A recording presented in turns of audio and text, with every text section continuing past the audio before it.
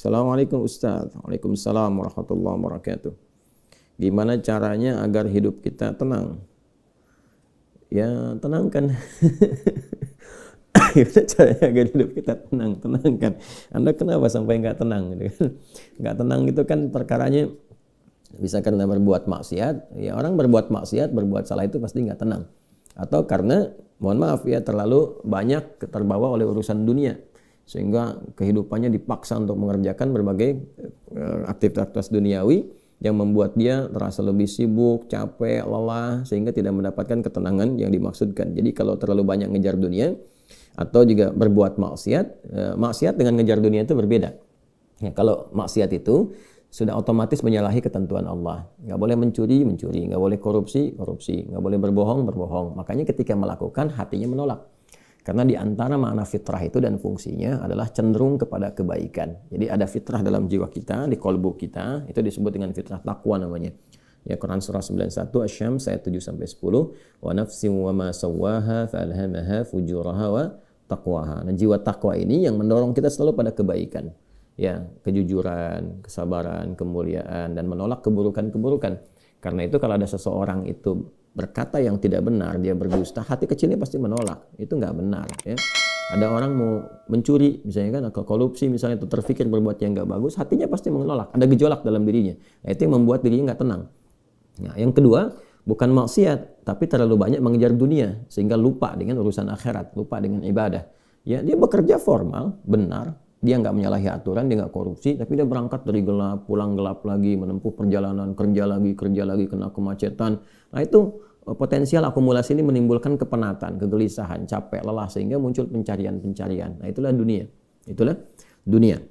Walaupun saat dia mengerjakan itu, dia mengerjakan tidak dalam konteks bermaksiat, tapi karena terlampau lelah mengerjakan itu dan penat, nah, rohnya kan menuntut. Di tubuh kita kan ada 3 bagian. Ya, ada fisik di bagian luar, kemudian ada akal ya di pikiran, yang ketiga itu ada hati, ada jiwa spiritual. Masing-masing harus mendapatkan porsinya.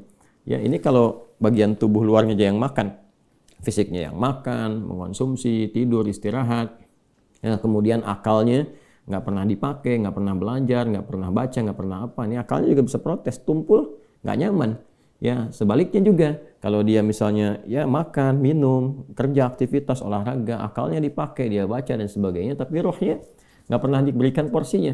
Dia nggak pernah ibadah, nggak pernah sholat, nggak pernah baca Quran dan sebagainya. Maka ini yang generator kehidupannya, ini sumber ketenangannya, maka tetap akan gelisah. Karena itu ditemukan betapa orang pintar, ya kan, kerja keras dan sebagainya, tapi ya rohnya nggak terisi, banyak yang bunuh diri. Ya, di Jepang terjadi, itu kan. Atau bahkan setidaknya ada orang-orang kaya yang sudah hebat, pinter-pinter, ya di akhir hidupnya apa yang dia kerjakan? Ya cuma datang terapi, nanam kangkung, nanam cabai gitu kan, datangnya untuk mencari ketenangan karena rohnya nggak terisi. Maka Islam alhamdulillah ya agama yang sangat komplit, memberikan pencerahan sekaligus arahan dan pedoman dalam berkehidupan. Fisiknya dituntun, pikirannya juga dimotivasi untuk terus ditingkatkan, pintar sampai ke level yang tertinggi, dan rohnya diberikan porsinya untuk menunaikan ibadah sehingga mendapatkan asupan-asupan menu bagi rohnya. Makanya di kita kan ada sholat, ada puasa, gitu kan? Nah, kemudian ada baca Quran, itu untuk kebutuhan rohiyah kita, untuk memberikan ketenangan. Lalu fisik dipandu, bagaimana cara makan, bagaimana cara beraktivitas, dari mulai bangun tidur sampai tidur lagi kan diatur.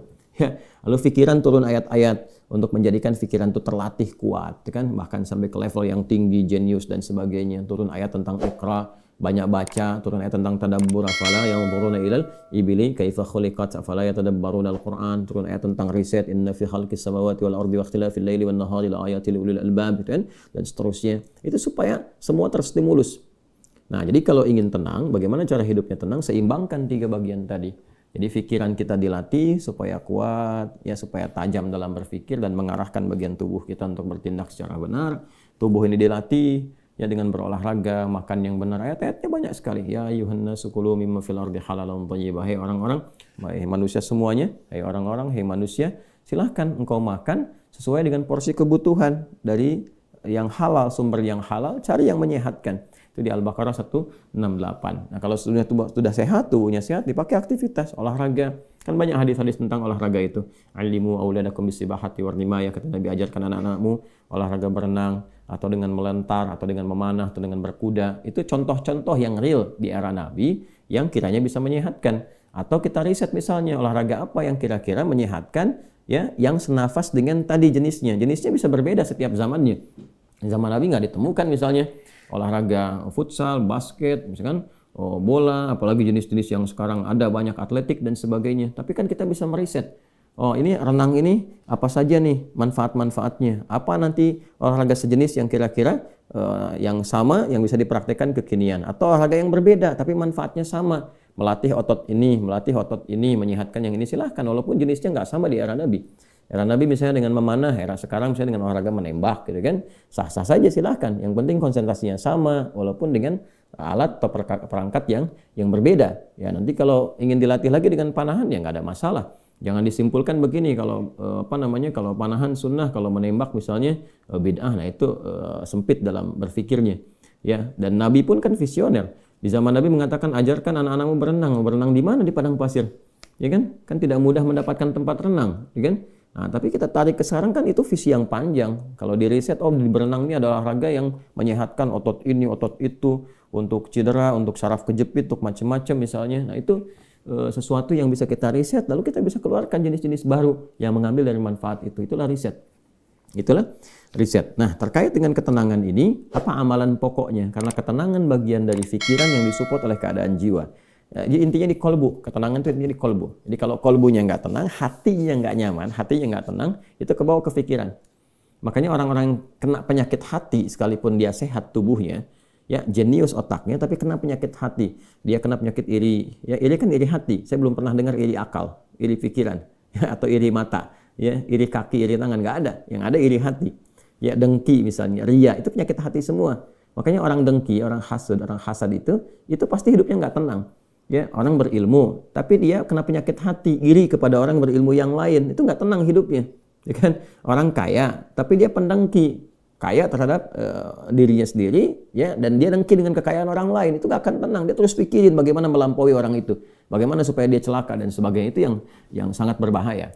Maka untuk menenangkan diri itu, amalan-amalannya tidak ada yang lain kecuali meningkatkan ibadah, meningkatkan amal soleh, meningkatkan ketaatan. Semua jenis amal soleh itu di Quran disebut dengan zikir. Disebut dengan apa?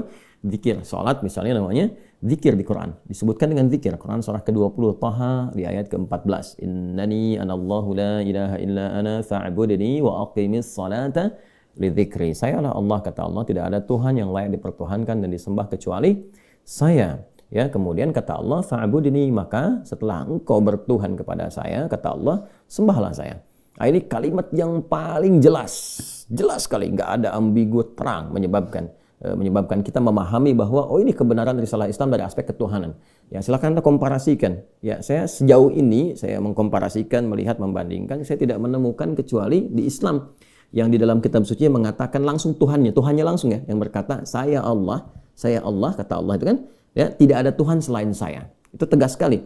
Ya, menyebutkan saya Allah, nggak ada Tuhan selain saya, sembah saya. Dan biasanya kalau ada kalimat atau informasi yang pede jelas disampaikan, itu menunjukkan kekuatan dan kebenaran. Kekuatan dan kebenaran karena Allah dengan sendirinya, dia kan meyakinkan, ya, kita semua dengan menegaskan sifatnya tegas, dan karena memang ketuhanan itu hanya dimiliki oleh Tuhan yang benar.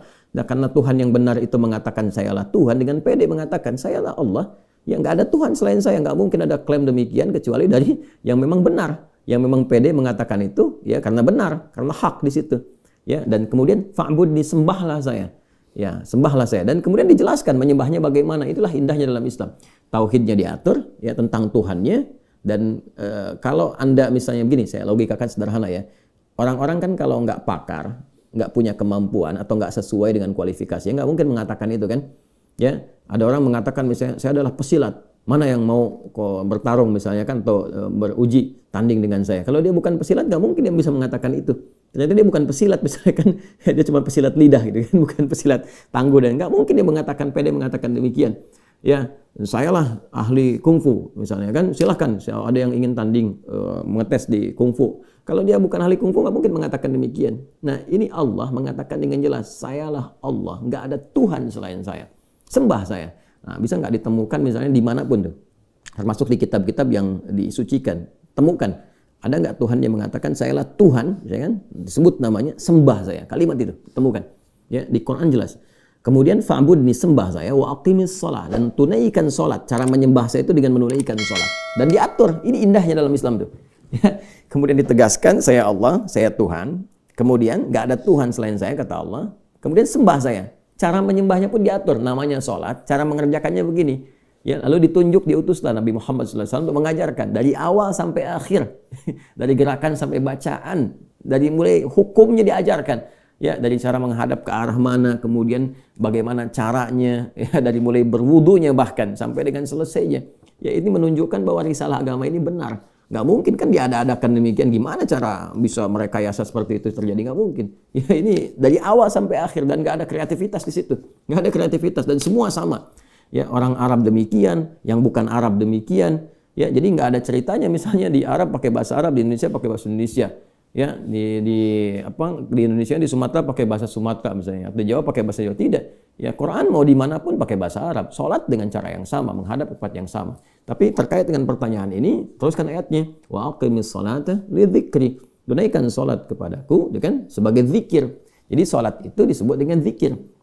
Berdoa juga zikir. Ya, doa juga zikir. Quran surah ke-7 ayat 205. Wadhkur rabbaka fi nafsika tadarruan wa khifatan wa dunal jahri minal qaul, dan berzikirlah, berdoalah maksudnya. Zikir ini doa. Ya, berdoalah, mohon dengan sepenuh jiwamu, dengan ketenangan, gitu kan, mintakan kepada Allah dengan penuh ketenangan. Dan mohon dengan kekhusyuan, mohon dengan penuh harap supaya dikabulkan. Nah, silakan cek, bukankah saat berdoa itu ada ketenangan? Anda punya masalah, alih-alih Anda curhat di media sosial, gitu kan? Nah, kemudian Anda arahkan untuk berdoa dengan cara yang benar, Anda ke kiblat, wudu, minta dengan khusyuk. Bukankah saat berdoa tenang? Ya kan? Bukankah saat sholat itu Anda lebih tenang? Ya kan? Bukankah saat Anda baca Quran lebih tenang? Nah, baca Quran itu disebut dengan zikir, karena Qurannya disebut zikir. Quran surah ke-15 ayat 9. Inna nahnu nazzalna dzikra wa inna lahu lahafidhun. Kami telah turunkan Al-Quran sebagai zikir. Nah, Anda itu kalau baca Quran kan lebih tenang. Apalagi kadang terjadi begini, sedang punya masalah, terus kita buka mushaf, random acak tuh dibuka begini, tiba-tiba ayatnya sesuai dengan masalah kita. Gitu. Nah, baru baca aja udah tenang keadaan jiwanya. Ya, udah menyebut nama Allah, baru bismillahirrahmanirrahim, sudah tenang. Ya, Quran surah ke-8 ayat kedua, innamal mu'minuna alladzina idza dzukirallahu wajilat qulubuhum wa idza tuliyat 'alaihim ayatuhu zadatuhum imanan wa 'ala rabbihim yatawakkalun. Ciri orang beriman itu kalau disebutkan nama Allah ada getaran, konfirmasi di jiwanya, dan kalau dibacakan kepada ayat-ayat Allah bertambah keimanan. Iman itu kan sumber ketenangan. Ya, makanya iman itu berasal dari kata al-aman. Ulaika lahumul amnu, kan? Ya, alladzina amanu wa lam yalbisu imanahum bidzulmin, ya ulaika lahumul amnu. Orang-orang beriman itu kata Al-Qur'an, dan kalau imannya benar, maka akan mendapatkan ketenangan dalam jiwanya. Nah, ini kalau dibacakan Quran ada ketenangan dalam diri kita. Kita dengar orang lain baca Quran aja udah tenang, apalagi kita baca sendiri, kan? Apalagi misalnya zikir. Ya, zikir. Pasca salat kita berzikir, kan, amalannya disebut zikir. Itu membuat kita tenang. Subhanallah, alhamdulillah, Allahumma antas salam, istighfar. Quran surah ke-4 An-Nisa ayat 103. Fa idza qadaytumus salata fadhkurullaha qiyaman wa qu'udan wa 'ala junubikum.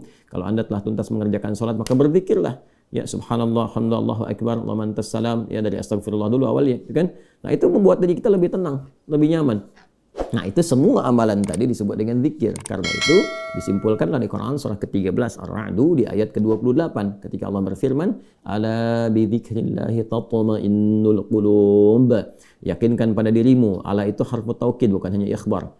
Huruf untuk menginformasikan sekaligus menguatkan informasi yang disampaikan. Saya tegaskannya, kata Allah, yakinkan pada dirimu dengan meningkatkan zikir kepada Allah, maka akan cenderung berdampak tenang kepada jiwa. Nah, jadi kalau Anda ingin tenang, saya ingin tenang, kita ingin tenang, gampangnya tingkatkan zikir. Zikir itu bentuknya ibadah, baik dengan ibadah fisik seperti sholat, baca Al-Quran, atau ibadah harta dengan bersedekah misalnya, ya, zakat itu kewajiban, infak itu tambahkan. Kalau ingin tenang, cobalah pagi-pagi cari orang-orang yang berhak mendapatkan itu sesuai dengan kualifikasi yang disampaikan Al-Quran dan hadis, jalan, temui, bersedekah, nggak usah banyak dipamerkan, ya, macam-macam, bersedekah, sampaikan dengan tulus. Nanti Anda akan mendengar orang itu berkata, terima kasih Pak, semoga Bapak disehatkan, keluarga juga dilancarkan rezekinya, dijaga oleh Allah kemuliaannya. Oh, itu mahal sekali. Padahal yang dikeluarkan mungkin 5.000, 10.000, tapi bagi orang-orang tertentu itu sangat berharga dan melahirkan doa yang dengan doa itu mengguncang aras dan memberikan ketenangan kepada jiwa. Ya kan? Wallahu ta'ala a'lam bis-shawab.